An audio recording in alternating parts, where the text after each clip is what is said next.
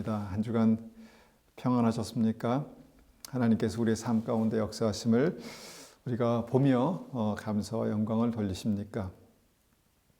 오늘 함께 나눌 말씀의 제목은요, 떨며 즐거워하라입니다. 떨며 즐거워하라.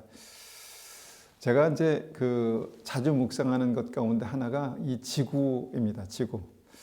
지구가 이렇게 큰 이 땅덩어리가, 이렇게 큰 덩어리가 자전과 공전을 합니다. 아주 정교하게 자전과 공전을 하죠. 그래서 무엇이 생겼습니까? 우리에게 낮과 밤이 생겼습니다. 우리에게 봄, 여름, 가을, 겨울이 생겼습니다. 그런데 여러분, 오늘 주제의 말씀과 한번 같이 매치해서 생각해 보면, 여러분, 밤에 대해서 어떻게 생각하십니까? 밤이 좋으신가요? 어두운 밤. 하나님께서 왜 이 밤을 만드셨을까? 여러분, 겨울이 좋으십니까? 저는 겨울이 싫습니다. 저는 겨울에 좀 운동을 좋아하기 때문에 겨울에 이제 밖에 나가서 특히 이제 뭐 테니스를 한다든가 그러려면 비가 오니까 이제 할 수가 없는 거예요. 그러니까 겨울이 별로 그렇게 좋지 않습니다. 그런데 그 밤을 만드시고 겨울을 만드신 그 정교하게 이것을 디자인하신 하나님의 은혜가 이 밤과 겨울에 있다라는 것입니다. 여러분, 우리가 한번 생각해 봅니다. 밤에 어떤 일이 일어날까요? 우리 몸 안에 밤에 아주 귀한, 아주 중요한 일이 일어납니다. 밤에 잘 때요, 우리 몸에서 세포와 조직이 재생된다고 하죠. 아마 다 아실 것입니다. 우리가 또 밤에 잘 때요, 우리 뇌에 청소, 그러니까 베타 아밀로이드라는 단백질이 우리 머리에 쌓이는데 이것을 깨끗하게 청소하는 그런 일들이 밤에 일어난다고 합니다. 그리고 우리의 기억이 정리되고 또 감정이 안정화되고 이렇게 주님께서 만드셨습니다. 그리고 이 밤에 푹 쉬고 잘 때 호르몬의 균형과 면역의 회복이 일어난다고 하죠. 굉장히 귀한 일이 일어나지 않습니까? 차가운 겨울은 어떻습니까? 매해 겨울마다 이 추운 겨울이 빨리 지나갔으면 하는 그런 생각이지만 하나님은 이 겨울에 이 지구에 정말 이 재창조의 역사가 일어난다는 것을 또한 우리가 보게 됩니다. 겨울은 이제 생태계 회복이 일어나는 그런 계절이라고 합니다. 나무는 잎을 떨어뜨려서 다시 에너지를 보충하고 동물들은 겨울잠을 자며 생명력을 그렇게 유지하는 그런 역할을 하고요. 그런 일들을 하고 또 지구는 겨울에 물을 이제 얼렸다가 이제 봄이 되면 그것을 다시 이렇게 흘려보내는 그래서 이제 지구의 순환을 통해서 균형을 만들어내는 그런 일을 한다고 합니다.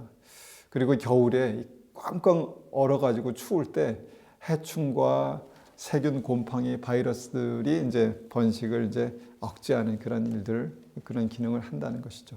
하나님께서 그렇게 만드셨습니다. 그러니까 밤과 겨울에 어떤 하나님의 재창조 역사가 계속해서 아주 정교하게 그렇게 진행된다는 것이죠. 그런데 오늘 우리가 한번 생각해 보기 원하는 것은 우리 인생에도요, 밤이 옵니다. 어두운 밤 같은 그런 시기가 오고요. 차가운 겨울 같은 그런 역사가 우리 삶 가운데 있다는 것입니다.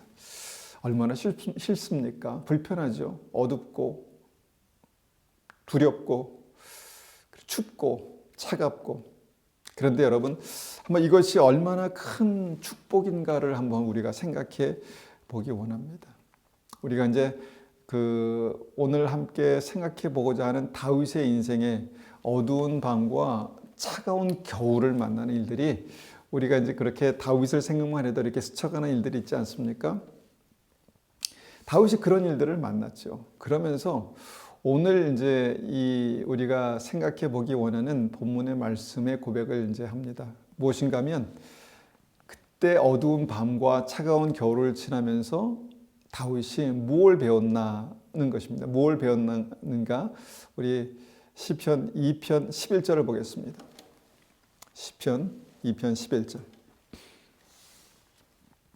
시편 2편 11절입니다.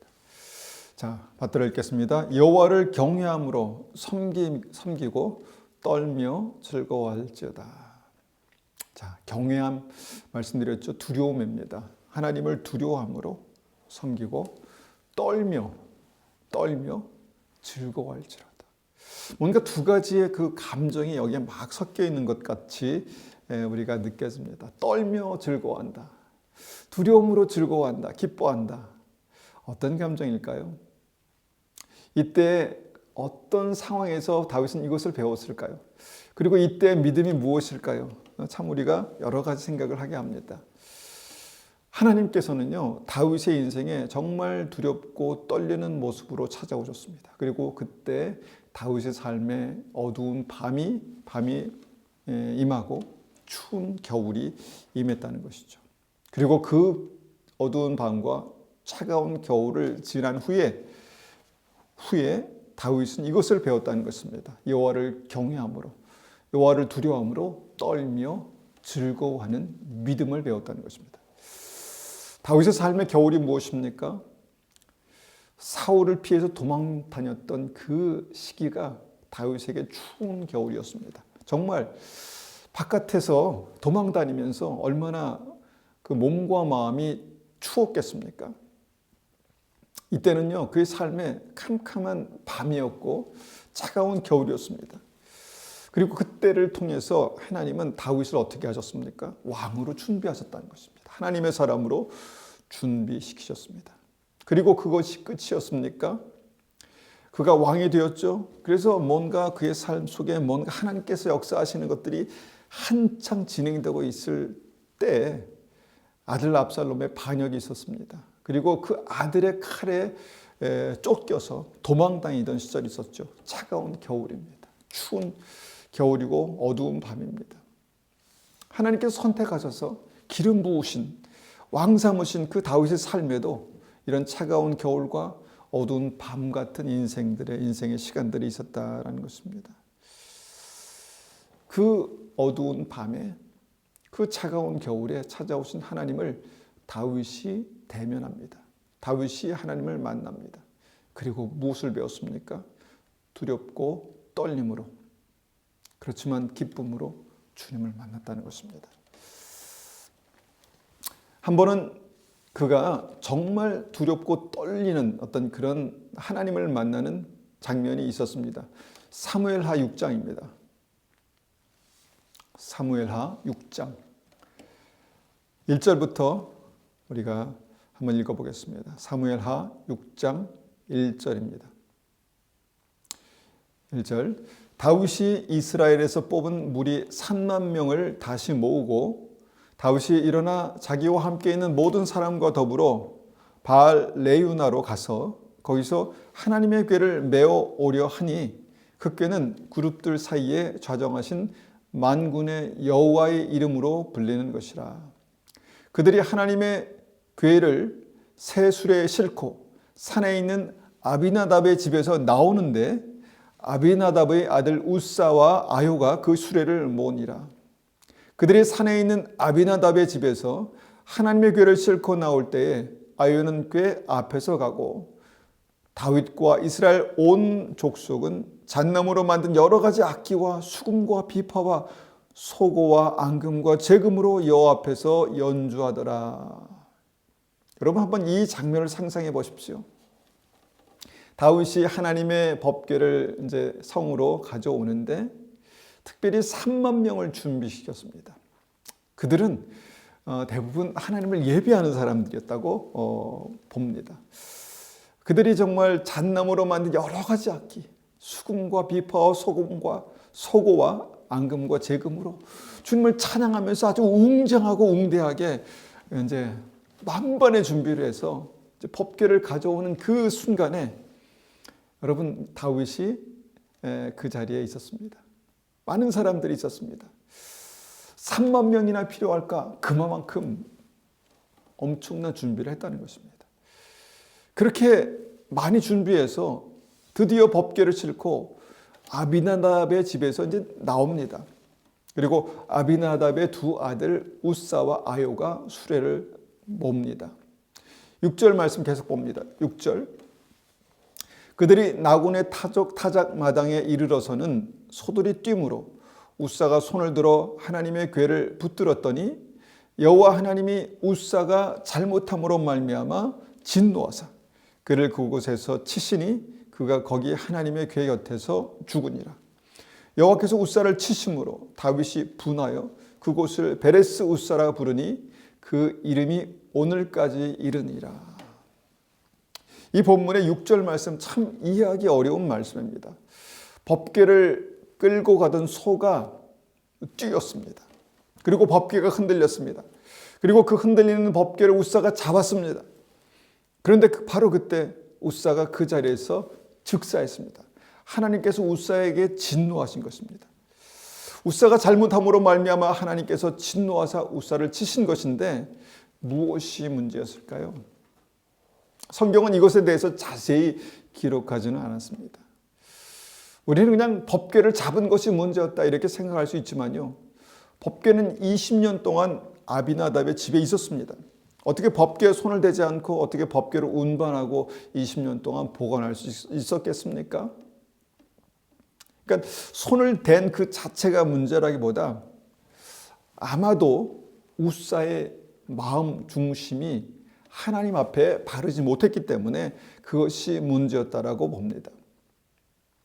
저는 이 문제를요, 믿음이 익숙해짐에 따라서 오는 하나님에 대한 가벼운 태도라고 봅니다.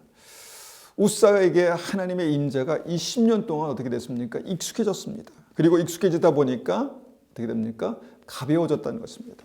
즉 다른 말로 표현하면 하나님에 대해서 쉬워졌다는 것입니다. 하나님을 대하는 믿음에 계속해서 다루고 있는 이 두렵고 떨림이라는 이 믿음이 없어졌다는 것입니다. 익숙해졌기 때문에 두렵고 떨림이 없었다는 것입니다. 그런데 20년 동안 오래 참으신 하나님께서 그 법궤를 가볍게 다루는 웃사에게 진노로 그렇게 임하셨다라는 것입니다. 엄청나게 두려운 장면이죠.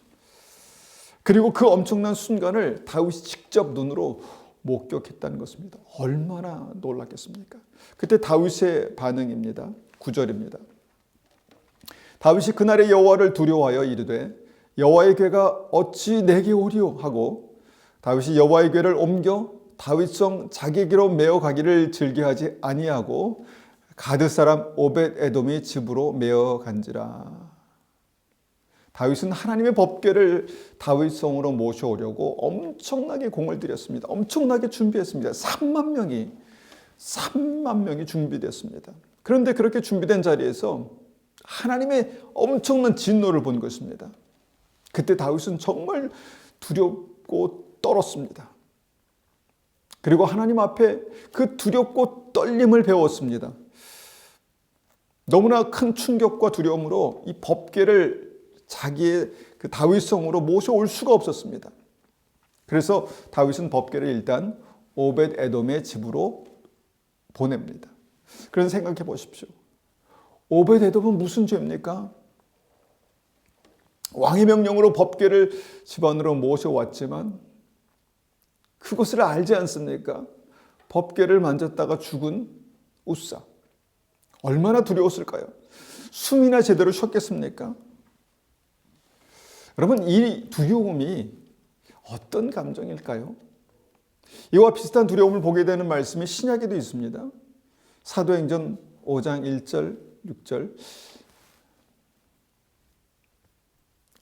사도행전 5장, 우리 사무엘하 6장을 펴놓으시고 표시해 놓으시고 사도행전 5장 1절에서 6절까지 말씀 보겠습니다.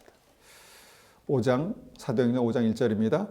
아나니아라 하는 사람이 그의 아내 삽비라와 더불어 소유를 팔아 그 값에서 얼마를 감춤해 그 아내도 알더라. 얼마만 가져다가 사도들의 발 앞에 두니 베드로가 이르되 아나니아야 어찌하여 사단이 내 마음에 가득하여 내가 성령을 속이고 땅값 얼마를 감추었느냐.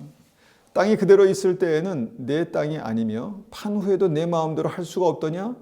어찌하여 이 일을 내 마음에 두었느냐. 사람에게 거짓말한 것이 아니요 하나님께로다. 아나니아가 이 말을 듣고 엎드려져 혼이 떠나니 이 일을 듣는 사람이 다 크게 두려워하더라. 예수님께서 십자가를 완성하시고 승천하셨습니다. 그리고 그 후에 폭발적인 부흥이 일어납니다. 은혜가 넘쳤습니다. 얼마나 감사한 일입니까? 사람들이 헌신했습니다. 부흥이 일어났습니다. 그런데 그 은혜와 축복, 헌신만 있는 어떤 그 장소에서 어떤 일이 일어났습니까? 하나님의 진노도 나타났다는 것입니다. 성령을 속인 아나니아와 삽비라가 그 자리에서 즉사했습니다. 성령을 속였다라고 성경은 그렇게 기록합니다.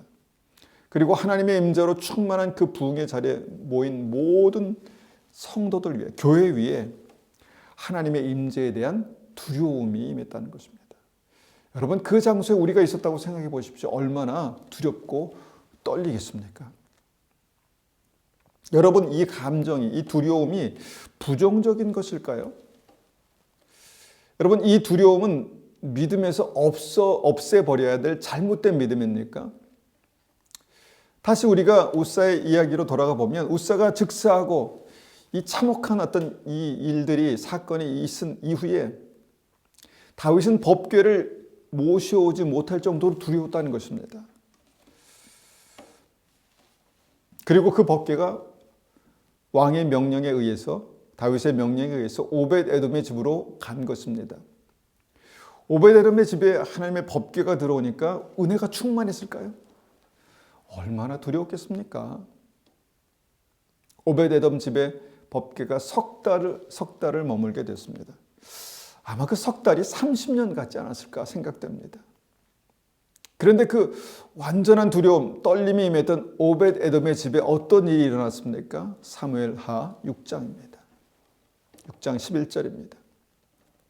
11절, 여호와의 궤가 가드 사람 오벳에돔의 집에 석 달을 있었는데 여호와께서 오벳에돔과 그의 온 집에 복을 주시니라. 어떤 사람이 다윗 왕에게 아뢰어 이르되 여호와께서 하나님의 궤로 말미암아 오벳에돔의 집과 그 모든 소유에 복을 주셨다 한지라. 오벳에돔의 집에 하나님의 복이 임했습니다. 오벳에돔의 집에 하나님의 형통이 역사했습니다. 오벳에돔의 집을 주님께서 지키시고 오벳에돔의 집에 하나님께서 은혜를 베푸셨습니다. 여러분, 두렵고 떨림으로 오벳에돔이 그 법궤를 맞이했지 않습니까? 그런데 그 오벳에돔의 두렵고 떨림, 그 믿음 위에 하나님의 기쁨, 하나님의 은혜, 하나님의 복이 임했다는 것입니다.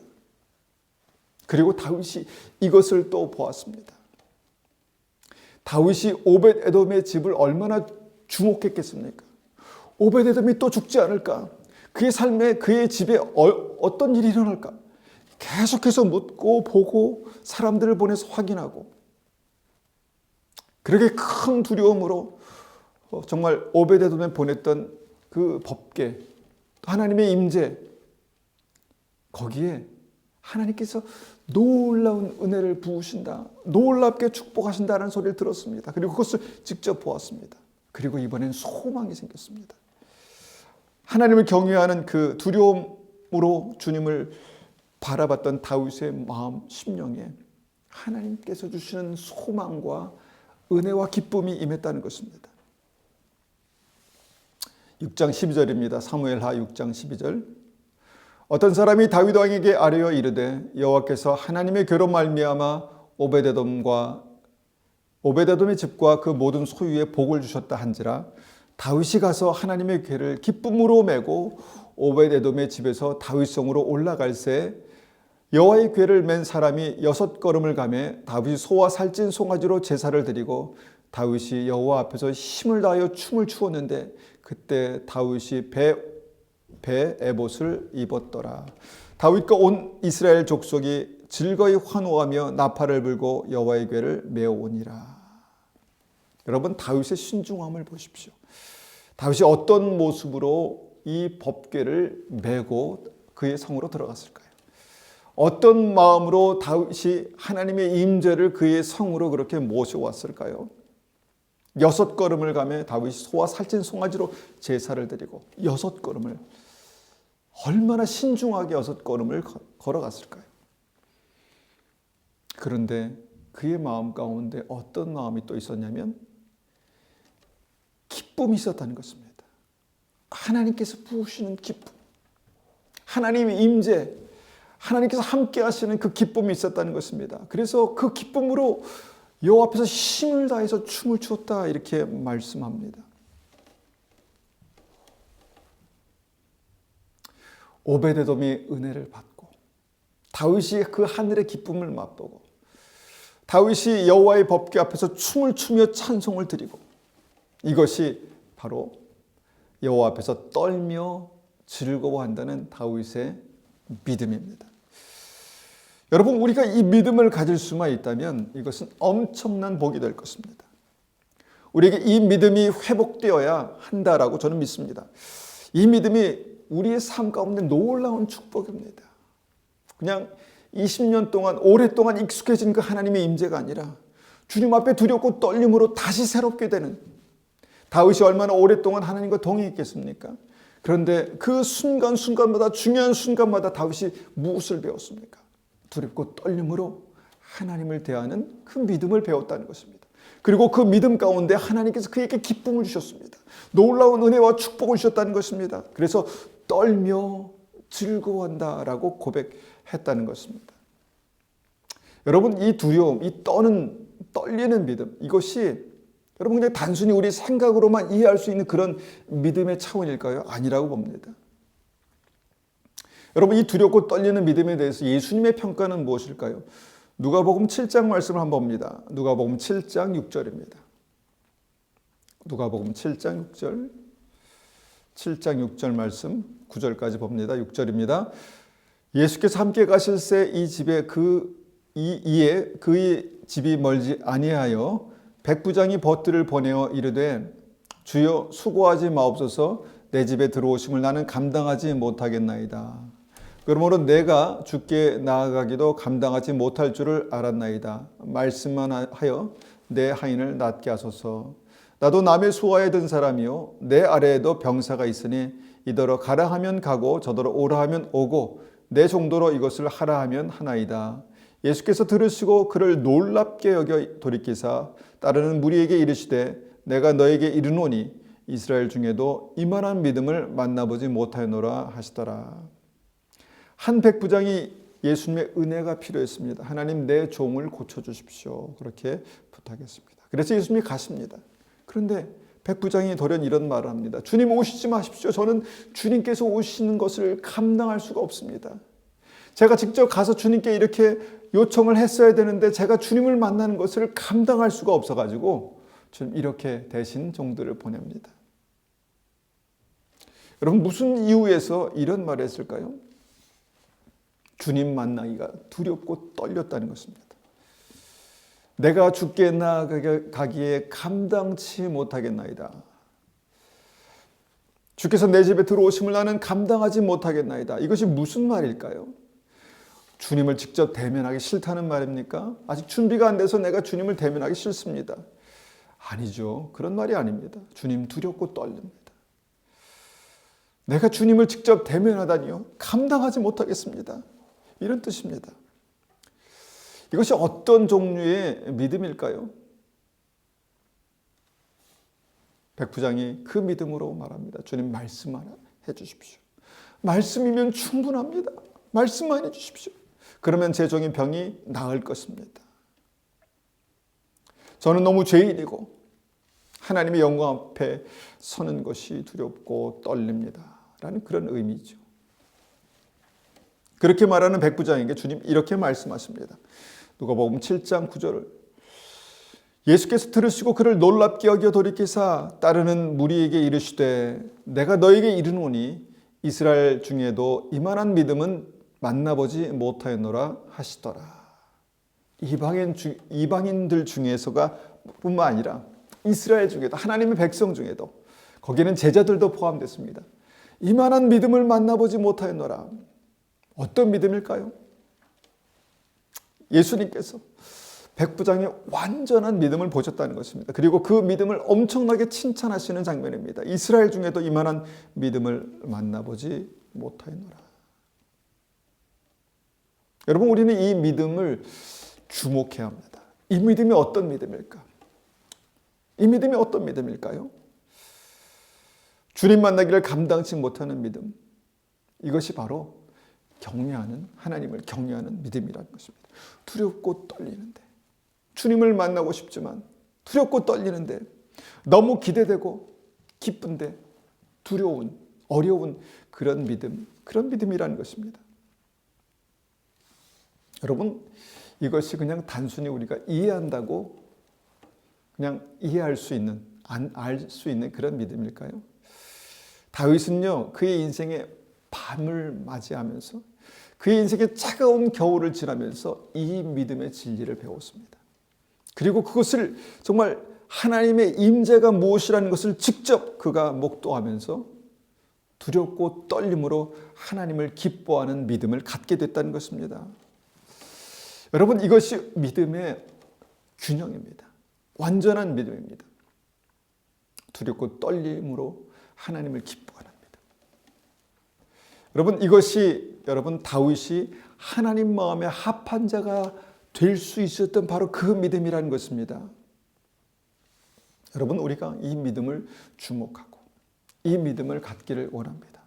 너무너무 하나님의 임재, 하나님께 드리는 예배가 쉬워진 이때, 너무 많은 교회가 있는 이 시대에 정말 하나님께서 진정으로 찾으시는 예배자, 하나님께서 기뻐하시는 사람, 하나님께서 찾으시는 그 믿음을 우리가 소유하기를 원합니다.